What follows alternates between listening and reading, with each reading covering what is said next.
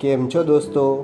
તો આજે આપણે ધર્મયુગમાં જાણીશું એક નવી કથા જે ભગવાન શિવને સમર્પિત છે.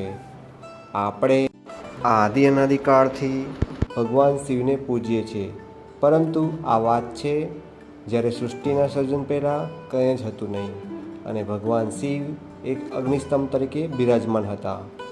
જ્યારે ભગવાન બ્રહ્મા અને ભગવાન વિષ્ણુ વચ્ચે એક વિવાદ થયો કે આ સૃષ્ટિમાં કોણ મોટું, ત્યારે આકાશવાણી થઈ કે જે આ અગ્નિસ્તંભનો છેડો પહેલો શોધી લાવશે તે મોટું ગણાશે. આમ બ્રહ્મા ઉપર તરફ જાય છે અને વિષ્ણુ નીચે તરફ જાય છે.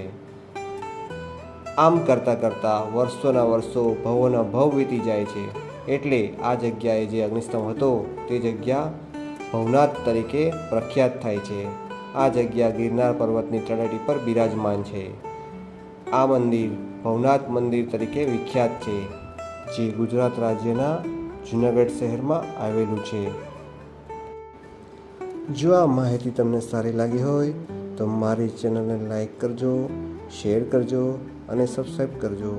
જય સોમનાથ, જય મહાદેવ.